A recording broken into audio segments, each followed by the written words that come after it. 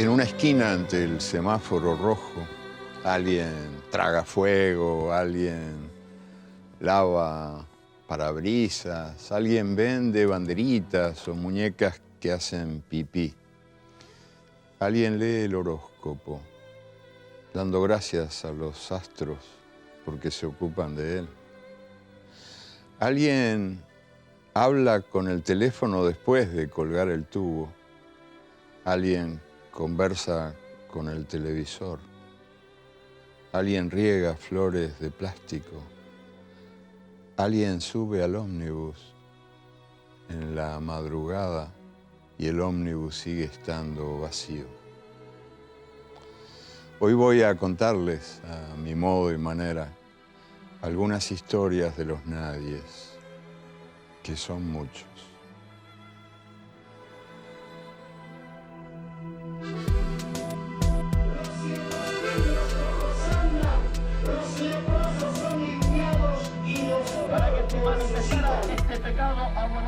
Porque el mundo está sufriendo. Sueñan las pulgas con comprarse un perro y sueñan los nadies con salir de pobres. Que algún mágico día llueva la buena suerte, que llueva a cántaros la buena suerte.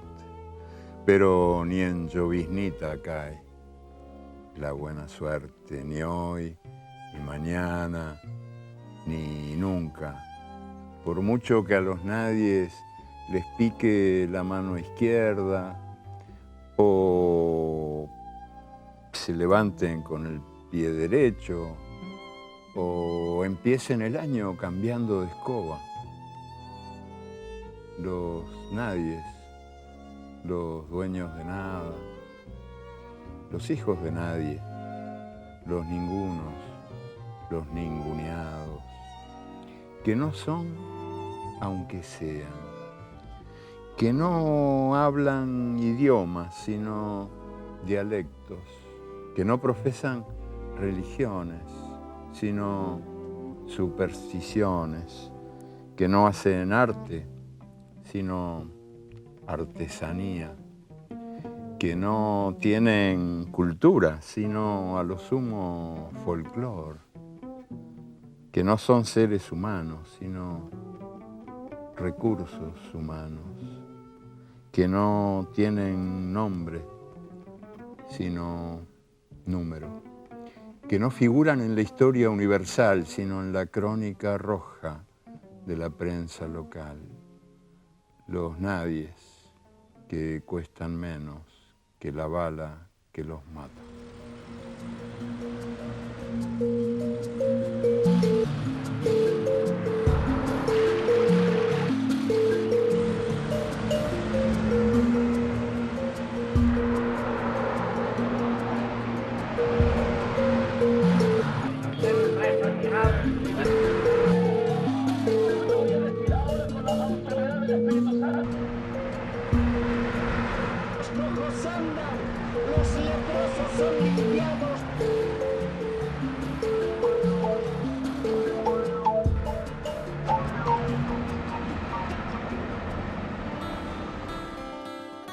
Hasta no hace mucho los historiadores no mencionaban más que de paso a los esclavos y a las mujeres en la democracia ateniense. Pero las mujeres eran la mitad de la población de Grecia y los esclavos sumaban la mayoría. ¿Cómo sería esa democracia ateniense vista desde el punto de vista de los esclavos y de las mujeres? En 1776, la Declaración de Independencia de los Estados Unidos estableció que todos los hombres nacen iguales. ¿Qué tan iguales eran los más de 600.000 esclavos negros que siguieron siendo esclavos? ¿Y las mujeres eran iguales a quién?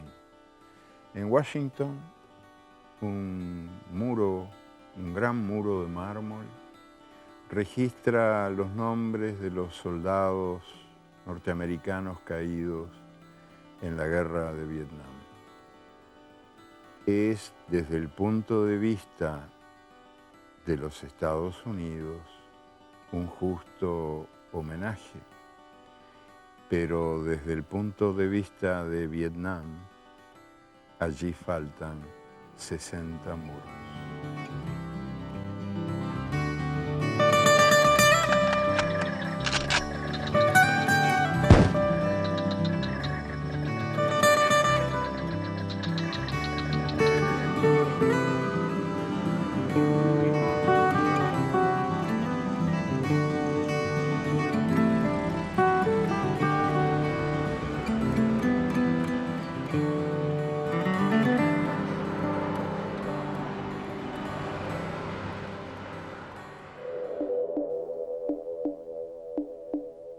¿Cómo hubiera sido la guerra de Troya contada desde el punto de vista de un soldado anónimo, un griego de a pie, ignorado por los dioses y deseado nada más que por los buitres que sobrevuelan las batallas?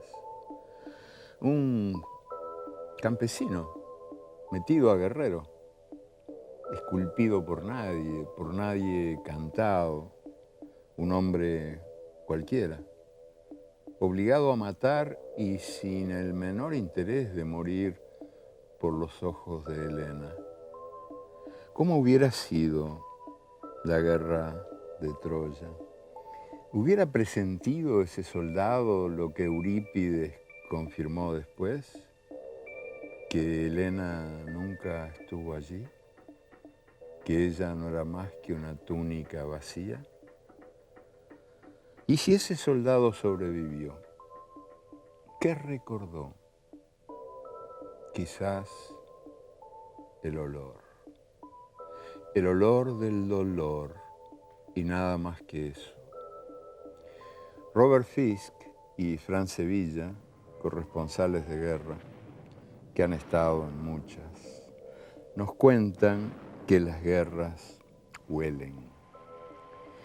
Ellos las han sufrido por dentro y conocen ese olor de podredumbre, caliente, dulce, pegajoso, que se te mete por todos los poros y se te instala en el cuerpo y no te abandona nunca. Las guerras hoy huelen. El olor del dolor huele y nada más que eso. Las guerras huelen. Podredumbre, caliente, dulce, pegajoso. Las guerras huelen. Se te instala en el cuerpo y no te abandona.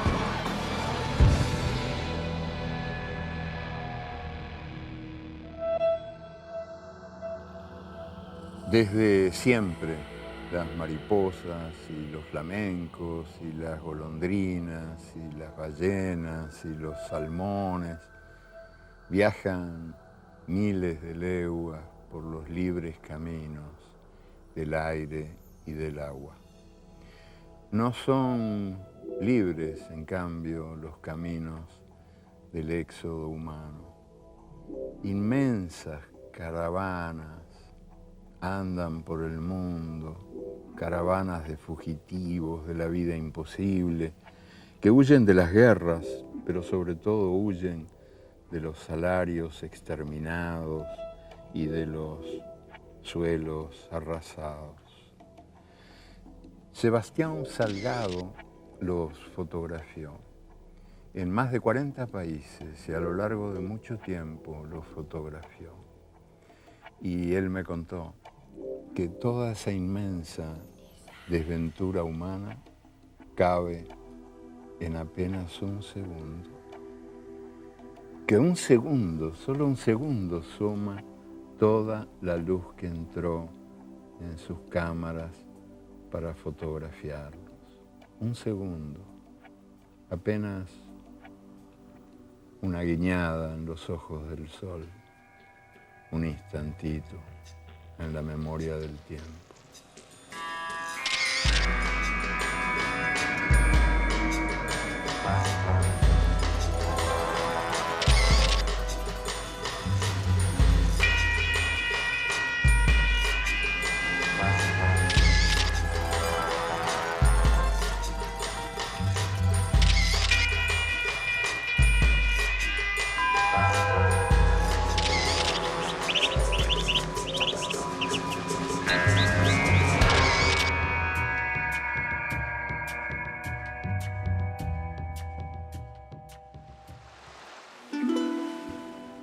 mes de marzo del año 2000, 60 haitianos se lanzaron a las aguas del Mar Caribe en un barquito de Morondanga. Los 60 murieron ahogados. Como era una noticia de rutina, nadie se enteró.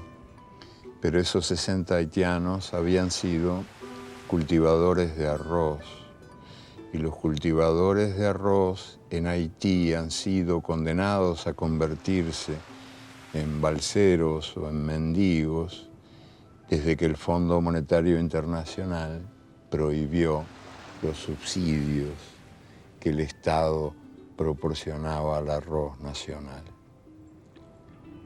El Fondo Monetario Internacional, que es un organismo bastante distraído, se olvidó de prohibir los subsidios al arroz que el gobierno de los Estados Unidos otorga a la producción nacional. Y ahora Haití compra su arroz en los Estados Unidos.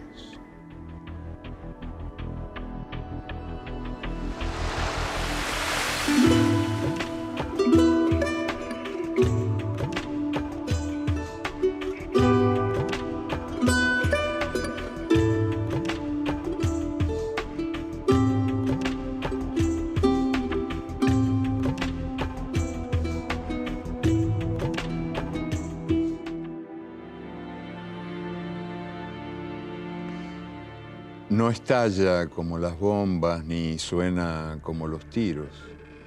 El hambre que mata callando, mata a los callados.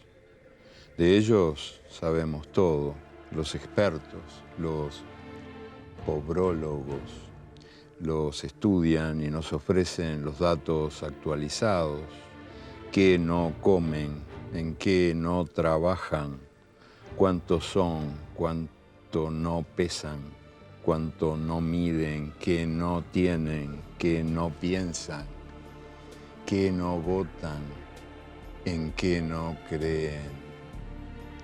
Solo nos falta saber por qué los pobres son pobres. Ellos, los muertos de las guerras, los presos de las cárceles, los brazos disponibles, los brazos desechables, sin tierra, sin casa, sin camino. ¿Será que los pobres son pobres porque su hambre nos da de comer y su desnudez nos viste? ¿Qué sería de nosotros sin ellos?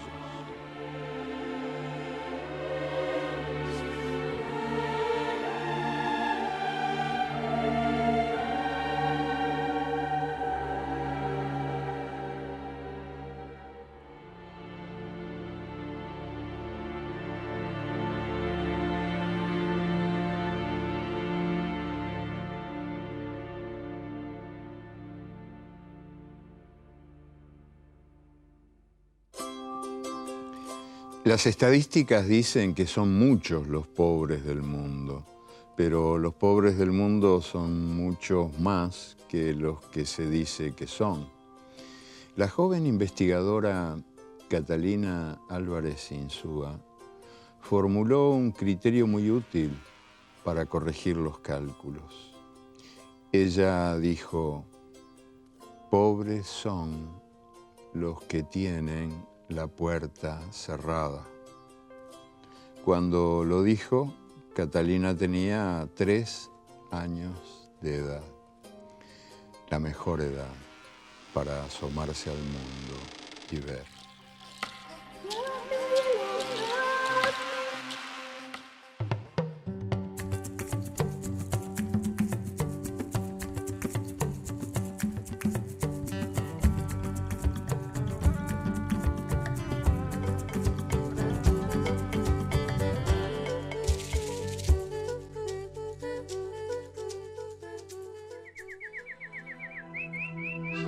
Porque el mundo está sufriendo.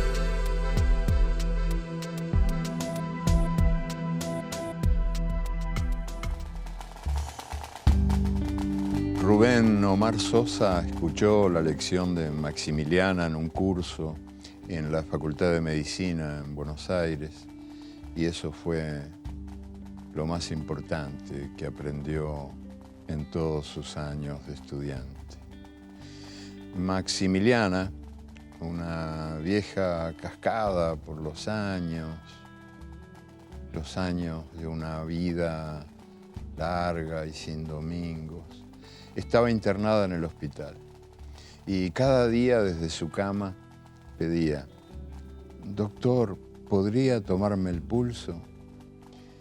Y él, con una suave presión de los dedos, le tomaba el pulso y le decía: 78, perfecto. Y ella: «Gracias, doctor, muchas gracias. Y ahora, por favor, ¿podría tomarme el pulso?». Y así una vez y dos y otra vez y otra. Y él, el médico, sabía que su profesión obliga a ser paciente con los pacientes, pero pensaba: esta vieja es un plomo.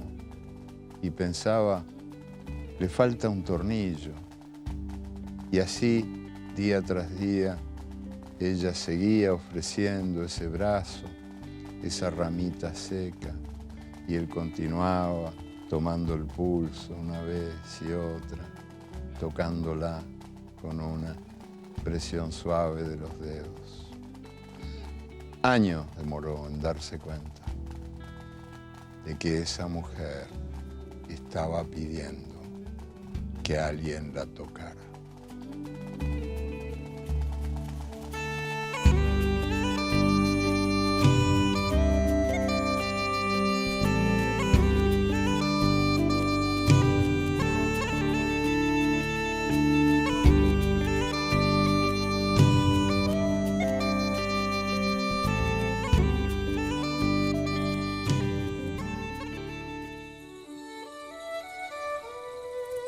Fue a la entrada del pueblo de Ollantaytambo, cerca del Cusco.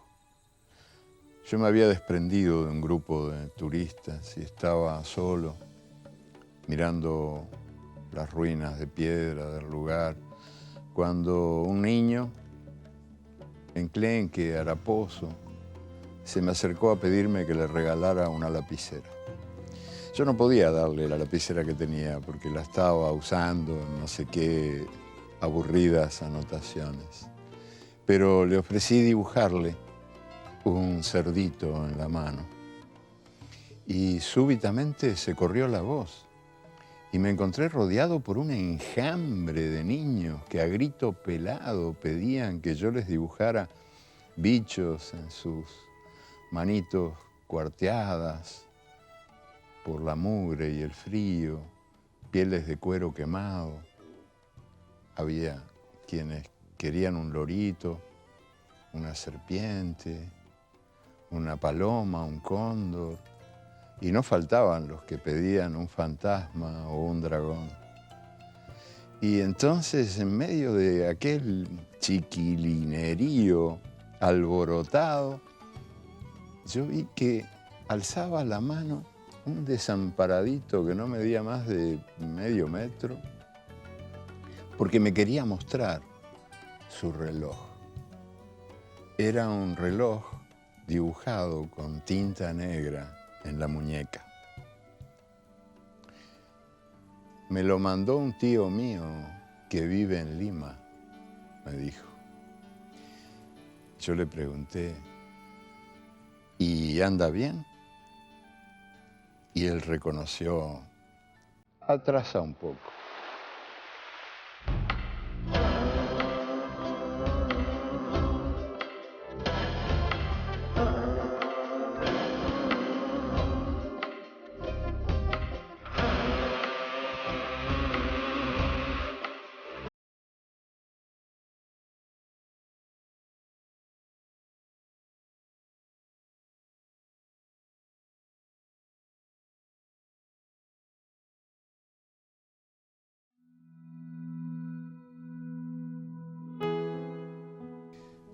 los desechables, niños de la calle, vagos, mendigos, prostitutas, carteristas, drogadictos, travestis, homosexuales, borrachos, juntapuchos.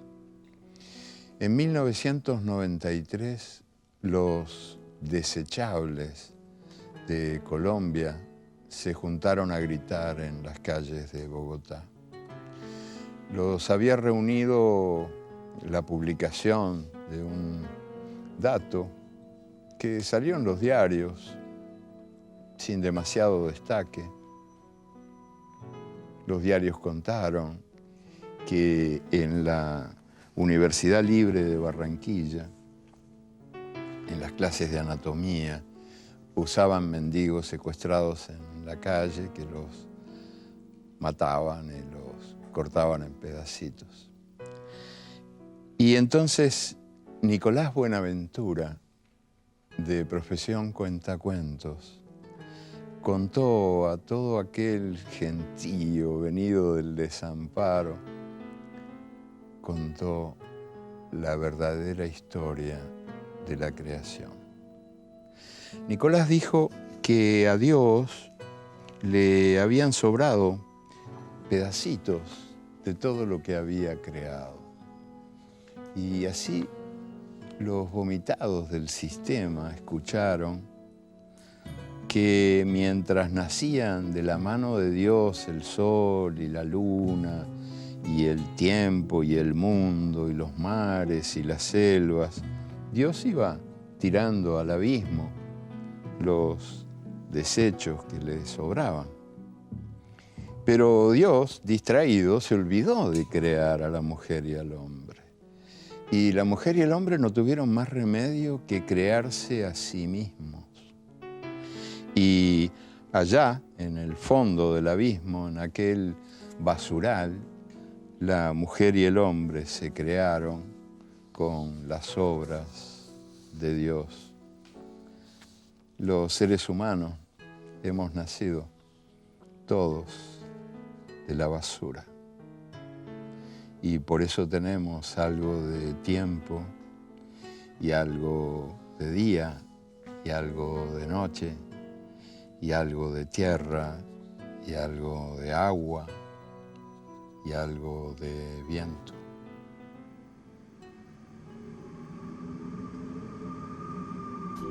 Yeah.